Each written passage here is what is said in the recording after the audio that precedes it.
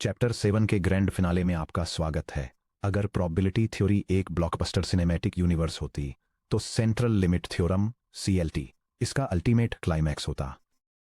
अब तक हमने रैंडम वेरिएबल्स की एक कलरफुल वैरायटी को एक्सप्लोर किया है, कुछ बाइनोमियल और पॉइसन डिस्ट्रीब्यूशंस की तरह डिस्क्रीट और जंपी, तो कुछ यूनिफॉर्म, एक्सपोनेंशियल और गॉसियन कर्व्स की तरह स्मूथ और कंटिन्यूअस।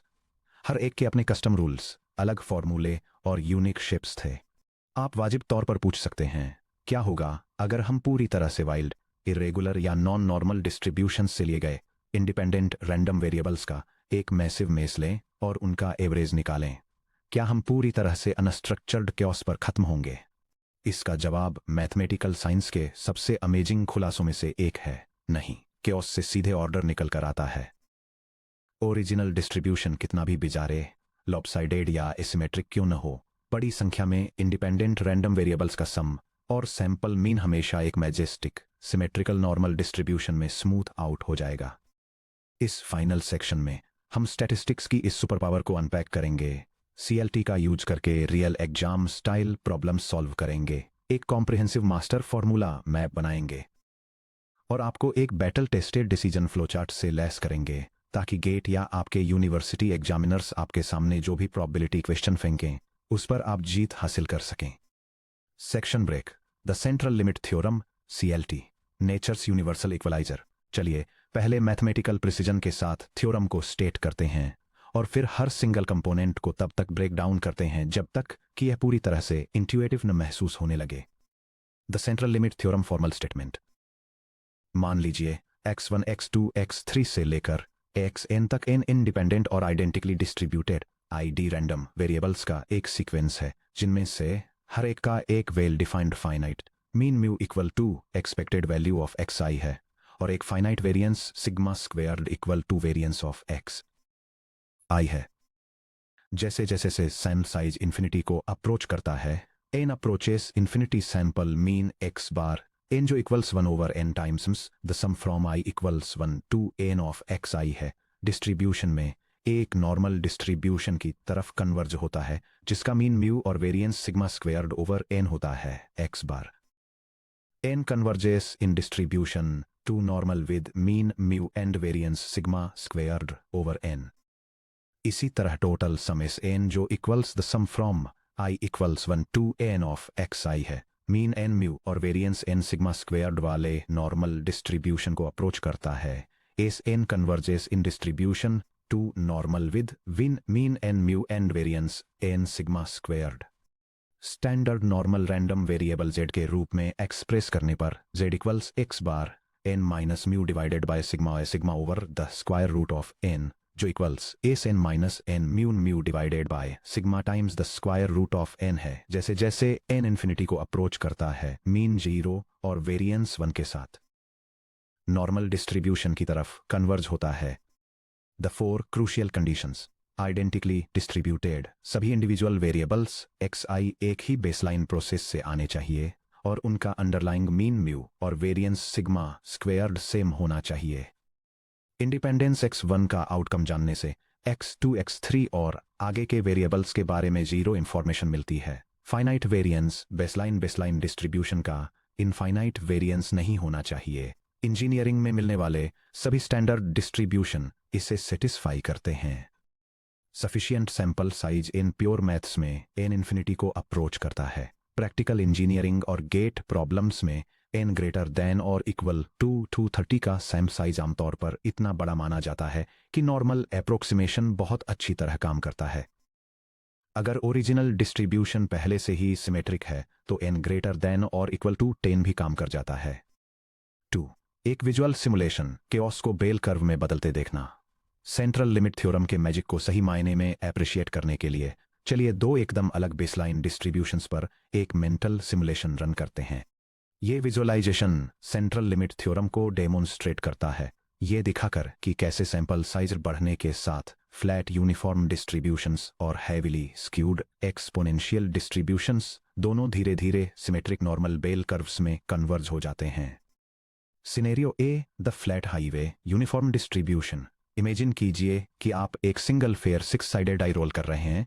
n आउटकम्स 1 1, 2, 3, 4, 5, 6 हर एक की प्रोबेबिलिटी 1/6 है। अगर आप इसे प्लॉट करते हैं तो ये एक फ्लैट रेक्टेंगुलर ब्लॉक जैसा दिखता है। इसमें बेल शेप जैसा कुछ भी नहीं है। अब 2 डाइस रोल कीजिए, n=2 और उनका एवरेज स्कोर रिकॉर्ड कीजिए। मिनिमम एवरेज 1.0 सिर्फ 1 + 1 के जरिए, मोस्ट लाइकली एवरेज 3.5, 1 + 6, 2 + 5, 3 + 4 एटसेट्रा के जरिए। ग्राफ शेप एक शार्प ट्राइंगल। अब 5 डाइस रोल कीजिए, n=5 और उनका एवरेज निकालिए। ट्राइंगल की शार्प टिप राउंड हो जाती है, शार्प बॉटम कॉर्नर्स सॉफ्ट हो जाते हैं। जब तक आप 30 डाइस रोल करते हैं, n=30 और सैंपल एवरेज का डिस्ट्रीब्यूशन प्लॉट करते हैं, तो शेप वर्चुअली एक प्रिस्टीन गॉसियन बेल कर्व से अलग नहीं लगती, जो μ=3.5 पर सेंटर्ड होती है। Scenario B, the extreme spike exponential distribution. एक वेब सर्वर पर आने वाली रिक्वेस्ट्स के बीच के टाइम या कंपोनेंट फेलियर टाइम्स को कंसिडर कीजिए। यह एक एक्सपोनेंशियल डिस्ट्रीब्यूशन को फॉलो करता है, जो लेफ्ट की तरफ हेवीली स्क्यूड होता है और जिसकी एक लंबी राइट हैंड टेल होती है। ज्यादातर वैल्यूज 0 के पास क्लस्टर होती हैं, जबकि कुछ राइट की तरफ काफी दूर तक खींची होती हैं। अगर आप n=1 सर्वर रिक्वेस्ट टाइम का सैंपल कलेक्ट करते हैं, तो हिस्टोग्राम स्टीपली डिकेइंग होता है। n=3 पर पीक 0 से दूर हटकर एक लॉपसाइडेड माउंड बन जाती है। n=12 पर असिमेट्री काफी हद तक कम हो जाती है। n=40 पर सैंपल मीन x⁻μ पर सेंटर्ड एक परफेक्टली सिमेट्रिक नॉर्मल कर्व को फॉलो करता है, जिसमें स्टैंडर्ड डेविएशन घटकर sigma divided by square root of 40 हो जाता है। यह अल्टीमेट टेक अवे है। सेंट्रल लिमिट थ्योरम इंजीनियर्स को किसी अंडरलाइंग डिस्ट्रीब्यूशन के एग्जैक्ट फंक्शनल फॉर्म को जानने की जरूरत से आजाद करता है, बशर्ते हम सफिशिएंट सेंट साइज के एग्रीगेट टोटल्स या सैंपल एवरेजेस का एनालिसिस कर रहे हों। Section break 3, step by step solved numerical examples.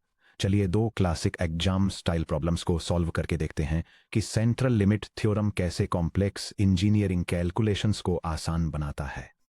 Example 1, resistors in series some application. एक इलेक्ट्रॉनिक्स मैन्युफैक्चरर ऐसे रजिस्टर्स बनाता है जिनके इंडिविजुअल रेजिस्टेंस का मीन μ=100 ओहम्स और स्टैंडर्ड डेविएशन σ=10 ओहम्स है। कॉम्प्लेक्स मैन्युफैक्चरिंग वेरिएबल्स की वजह से रेजिस्टेंस का एग्जैक्ट प्रोबेबिलिटी डिस्ट्रीब्यूशन अननोन है। अगर एक सर्किट बोर्ड में सीरीज में कनेक्टेड n=36 रजिस्टर्स का यूजर होता है, तो कैलकुलेट कीजिए कि सीरीज सर्किट का टोटल रेजिस्टेंस 3690 ओहम्स से ज्यादा होने की प्रोबेबिलिटी क्या है। Solution strategy, identify given data. Sample scissor n=36, जहां n 30 से ग्रेटर देन या इक्वल टू है, इसलिए CLT सेफली अप्लाई होता है। एक रजिस्टर के लिए पॉपुलेशन मीन μ=100 ओहम्स है। पॉपुलेशन स्टैंडर्ड डेविएशन σ=10 ओहम्स है। Target total sum value S⁻36=3690 है। टोटल सम S⁻n के लिए पैरामीटर्स कंप्यूट कीजिए। Mean of total sum E of S⁻36 = n μ = 36 × 100 = 3600 ohms. Variance of total sum variance of S⁻36 = n sigma squared = 36 × 10² = 3600. Standard deviation of total sum sigma sub S⁻36 = the square root of n times sigma equals the square root of 36 × 10 = 680 ohms. Apply CLT normal transformation. CLT के according S⁻36 mean 3600 और variance 60 squared के साथ normally distributed है। हमें यह probability find करनी है कि S⁻36 3690 से ग्रेटर देन हो। S⁻36 को स्टैंडर्ड नॉर्मल वेरिएबल Z में कन्वर्ट कीजिए। Z equals the quantity S⁻36 minus E of S⁻36 over 6 sigma. Sub S⁻36 equals 3690 minus 3600 over 680 equals 90 over 60 equals 1.5. Evaluate probability. Probability of S⁻36 greater than 3690 equals probability of Z greater than 1.5 equals 1 minus phi of 1.5. Standard normal probability tables का use करके, जहां phi of 1.5 is approximately equal to 0.9332 है। Probability of Z greater than 1.5 equals 1 minus 0.9332 equals 0.0668। Final answer. इस बात का approximately 6.68% chance है कि total resistance 3690 Ohm's से ज़्यादा हो जाए। Section break. Example 2। Quality control and batch averages sample mean application. एक automated bottling plant glass bottles में लिक्विड वॉल्यूम भरता है जिसका मीन म्यू इक्वल्स 500 मिलीलीटर और standard deviation sigma equals 15 millilitre है। एक quality assurance inspector production line से n equals 100 bottles का रैंडम सैंपल लेता है। इस बात की क्या प्रोबेबिलिटी है कि सैंपल की गई बॉटल्स का average volume x bar 497 millilitre और 502 मिलीलीटर के बीच हो। Solution strategy. दिए गए डेटा को आइडेंटिफाई करें। Sample size n equal to 100, population mean mu equal to 500 millilitre, population standard deviation sigma equal to 15 millilitre. Target range 497 is less than or equal to x bar, which is less than or equal to 502. Compute standard error of the mean, sigma of x bar. Sigma sub x bar equals sigma over the square root of n equals 15 over the square root of 100 equals 15 over 10 equals 1.5 millilitre. Boundaries को Z score में transform करें। Lower bound x1 equal to 497 के लिए Z sub 1 equals 497 minus 500 over 1.5 equals -3 over 1.5 equals -2.0।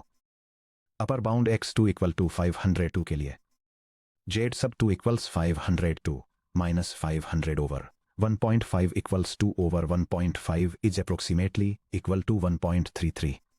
Range probability calculate करें।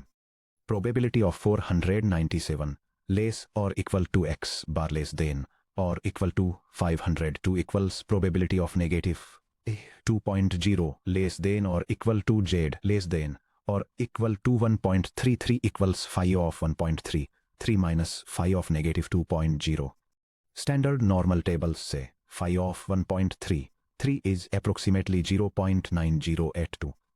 phi of minus 2.02 1 minus phi of 2.0 which equal to 1 minus 0.9772 which equal to 0.0228. P of negative 2.0 less than or equal to z less than or equal to 1.33 equal to 0.902 minus 0.022 A8 equal to 0.8854. Final answer. Batch का average volume 497 millilitre और 502 millilitre के बीच आने की probability 0.8854 या 88.54% है। Probability and statistics master formula map. इस subsection को bookmark करें। Reference table under graduate engineering curriculum और गेट एग्जाम के लिए रिक्वायर्ड हर मेजर प्रोबेबिलिटी डिस्ट्रीब्यूशन को एग्रीगेट करती है। यह टेबल 6 फंडामेंटल प्रोबेबिलिटी डिस्ट्रीब्यूशंस के लिए एक रेफरेंस प्रोवाइड करती है जिसमें उनके टाइप, प्रोबेबिलिटी मास या density functions, support domain, mean, variance और एग्जाम मेमोरी क्लूज की पूरी डिटेल है। डिस्क्रीट डिस्ट्रीब्यूशंस के लिए first binomial distribution an independent trials के एक फिक्स्ड नंबर को मॉडल करता है जिसमें कॉन्स्टेंट सक्सेस प्रोबेबिलिटी पी होती है 0 से n तक की इंटीजर वैल्यूज x पर। इसकी probability mass function choose x times p2 the power of x times 1 minus p2 the power of n minus x है। इसका मीन n टाइम्स p है और variance n times p times 1 minus p है जो हमेशा mean से कम होता है। Second, Poisson distribution non negative integers x के लिए पर यूनिट ऑफ टाइम या स्पेस में रेयर इवेंट्स को मॉडल करता है। इसकी probability mass function t the power of negative lambda times lambda 2 the power of x over x factorial है जिसमें मीन और वेरिएंस दोनों लैम्डा के इक्वल होते हैं। थर्ड, डिस्क्रीट यूनिफॉर्म डिस्ट्रीब्यूशन तब अप्लाई होता है जब सभी capital n outcomes equally likely होते हैं जैसे एक फेयर डाइस रोल। इसकी probability mass function 1 over capital n है जिसका mean a plus b divided by 2 है और वेरिएंस की calculation the quantity b minus a plus 1 squad minus 1 all divided by 12 के रूप में होती है। कंटिन्यूअस डिस्ट्रीब्यूशंस के लिए कंटिन्यूअस यूनिफॉर्म डिस्ट्रीब्यूशन ए से बी तक के इंटरवल में इवनली स्प्रेड आउटकम्स को डिस्क्राइब करता है जिसकी flat density 1 divided by b minus a होती है। इसका mean a plus b divided by 2 और variance the quantity b minus a squared divided by 12 होता है। Exponential distribution x greater than या इक्वल टू 0 के लिए वेटिंग टाइम्स और फेलियर रेट्स को मॉडल करता है, जिसकी density lambda times e to the power of negative lambda x, mean 1 over lambda और वेरिएंस 1 ओवर लैम्बडा स्क्वायर्ड होता है। एक की क्लू इसकी मेमोरीलेस प्रॉपर्टी है, जहां probability of capital X greater than s plus t given capital X greater than s probability of capital X greater than t के equal होती है। फाइनली, नॉर्मल या गाउसियन डिस्ट्रीब्यूशन नेगेटिव इन्फिनिटी से positive infinity तक की सभी real values पर mu के अबाउट सिमेट्रिक एक बेल कर्व बनाता है। इसका mean mu, variance sigma squared और probability density function 1 over sigma times the square root of 2 pi multiplied by e to the power of negative quantity x minus mu squared divided by 2 sigma squared होता है। Capital X में से mu subtract करके और sigma से divide करके उसको standardise करने पर मीन 0 और वेरिएंस 1 वाला एक standard normal distribution capital Z मिलता है। गेट एग्जाम क्वेश्चंस के लिए step by step decision flowchart. जब एग्जाम प्रेशर में किसी प्रोबेबिलिटी प्रॉब्लम का सामना करना पड़ता है तो कंफ्यूजन अक्सर डिफिकल्ट कैलकुलस से नहीं बल्कि गलत मॉडल चुनने से होता है। हर एक बार सही सॉल्विंग पाथ को जल्दी से पिन पॉइंट करने के लिए इस स्ट्रक्चर्ड 4 स्टेप एग्जीक्यूशन प्लान को फॉलो करें। स्टार्ट, प्रॉब्लम ध्यान से पढ़ें। स्टेप 1, वेरिएबल टाइप और डेटा स्पेस आइडेंटिफाई करें। अगर काउंटेबल या इंटीजर्स हैं तो डिस्क्रीट पाथ फॉलो करें, अगर मेजरेबल या इंटरवल्स हैं तो कंटिन्यूअस पाथ फॉलो करें। Step 2, pattern match. Discrete path के लिए binomial, N trials, p fixed, Poisson, rare events, rate lambda, custom PMF, sum p equal to 1। Continuous path के लिए uniform interval a to b पर equal density, exponential, event या failure तक का time, normal, symmetric bell curve, mean और variance. Central limit theorem, N random variables का sum या mean जो 30 से ग्रेटर देन या इक्वल टू हो। स्टेप 3, कोर सोर्स सॉल्यूशन तकनीक अप्लाई करें। कंडीशनल प्रोबेबिलिटी के लिए बेस ग्रिड या tree diagram, definite integration, probability of a less than या equal to x less than या equal to b। Joint PDF, double integrals के जरिए मार्जिनलाइज करें। नॉर्मल या सेंट्रल लिमिट थ्योरम के लिए Z score table lookup. Step 4, sanity check और normalisation. Discrete, sum of p of x equal to 1, continuous, domain पर integral of f of x equal to 1। क्या final probability answer 0 to 1 में है? Success, final answer confirm. 4 steps में deep dive. Step 1, discrete versus continuous classification. ध्यान से देखें कि x क्या काउंट या मेजर करता है। क्या x discrete items, defects, arrivals, coin heads, component counts को काउंट कर रहा है? रिजल्ट डिस्क्रीट में आता है। क्या x continuous physical quantities, voltage, time, height, length, temperature को मेजर कर रहा है? रिजल्ट कंटिन्यूअस में आता है। स्टेप 2, स्टैंडर्ड डिस्ट्रीब्यूशन चेक करें। रॉ इंटीग्रेशन या इनफाइनाइट सीरीज सम्स ट्राई करने से पहले यह टेस्ट करें कि क्या प्रॉब्लम स्टेटमेंट किसी नेम्ड स्टैंडर्ड टेम्पलेट में फिट बैठता है। फिक्स्ड बैच साइज n में कॉइन फ्लिप्स या डिफेक्ट रेशियो, यह बाइनोमियल की तरफ ले जाता है। इनकमिंग फोन कॉल्स पर मिनट या रेडियो एक्टिव डिके पर सेकंड, यह पॉइसन की तरफ ले जाता है। इंडिपेंडेंट इवेंट्स के बीच का वेटिंग टाइम या मेमोरीलेस प्रॉपर्टी के साथ कंपोनेंट लाइफ स्पैन, यह एक्सपोनेंशियल की तरफ ले जाता है। 30 प्लस इंडिपेंडेंट मेजरमेंट्स का एवरेज या सम, यह सेंट्रल लिमिट थ्योरम नॉर्मल की तरफ ले जाता है। स्टेप 3, टूल सेलेक्ट करें और एग्जीक्यूट करें।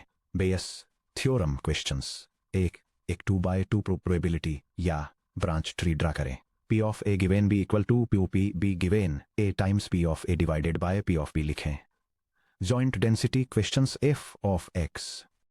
Marginal density f sub x of x find करने के लिए y को इंटीग्रेट आउट करें। f sub x of x equal to integral from negative infinity to infinity of f of x y dy। Independence check करने के लिए verify करें कि क्या हर जगह f of x y equal to f sub x of x times f sub y of y है। Normal या CLT क्वेश्चंस।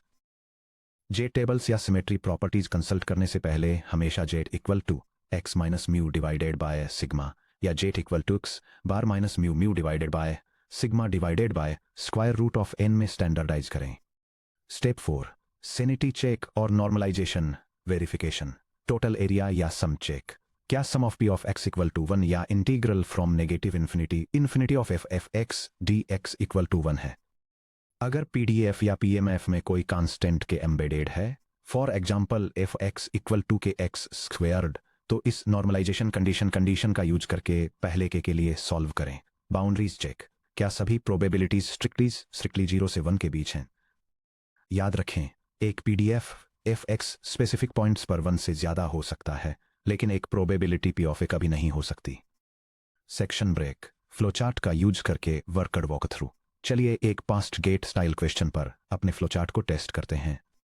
क्वेश्चन एक कंटिन्यूअस रैंडम वेरिएबल x का प्रोबेबिलिटी डेंसिटी फंक्शन दिया गया है। F of x equal c times 1 minus x squared -1 less than और equal to x less than और equal to 1 के लिए और अदरवाइज 0। कांस्टेंट c की वैल्यू फाइंड कीजिए और p of x greater than 0.5 calculate कीजिए। फ्लोचार्ट को स्टेप बाय स्टेप फॉलो करते हुए स्टेप 1 टाइप x -1 से 1 तक के इंटरवल पर डिफाइंड है, जो कंटिन्यूअस वेरिएबल की तरफ ले जाता है। Step 2 pattern. ये एक पैराबोलिक पॉलिनोमियल पीडीएफ है, कोई स्टैंडर्ड नेम्ड कंटिन्यूअस डिस्ट्रीब्यूशन नहीं, जो कस्टम कंटिन्यूअस पीडीएफ की तरफ ले जाता है। स्टेप 3 और 4 नॉर्मलाइजेशन और एग्जीक्यूशन। सबसे पहले नॉर्मलाइजेशन रिक्वायरमेंट का यूज करके c के लिए सॉल्व कीजिए। Integral from -1 to 1 of F x D X equals 1। The integral from -1 to 1 of c times open parenthesis 1 minus x squared close parenthesis with respect to x equal to 1। चूंकि 1 minus x squared एक even function है, 2c times the integral from 0 to 1 of open parenthesis 1 minus x squared close parenthesis with respect to x equal to 2c times open bracket x minus x cubed over 3 close bracket evaluated from 0 to 1 equal to 2c times open parenthesis 1 minus 1/3 close parenthesis equal to 2c times open parenthesis 2/3 close parenthesis equal to 4c over 3. 4c over 3 equal to 1 implies c equal to 3/4. अब target probability p of x greater than 0.5 calculate कीजिए। p of x greater than 0.5 equal to integral from 0.5 to 1 of 3/4 times open parenthesis 1 minus x squared close parenthesis with respect to x equal to 3/4 times open bracket x minus X cubed over 3 close bracket evaluated from 0.5 to 1। Upper limit x equals 1 पर evaluate करते हुए 1 minus 1/3 equal to 2/3। Lower limit x equals 0.5 equals 1/2 पर evaluate करते हुए 1/2 minus open parenthesis 1/2 close parenthesis cubed over 3 equal to 1/2 minus 1/24 equal to 11/24। Limits को subtract करते हुए p of x greater than 0.5 equal to 3/4 times open parenthesis 2/3 minus 11/24 close parenthesis equal to 3/4 open parenthesis 16 minus 11 over 24 close parenthesis equal to 3/4 times open parenthesis 5/24 close parenthesis equal to 15/96 equal to 5/30 seconds equal to 0.15625. Sanity check 0 is less than or equal to 0.15625 which is less than or equal to 1. बिल्कुल valid. Flowchart validate हो गया। Section break. 6 chapter wrap up and looking ahead. एक गहरी सांस लीजिए और खुद को एक वेल डिजर्व्ड हाई 5 दीजिए।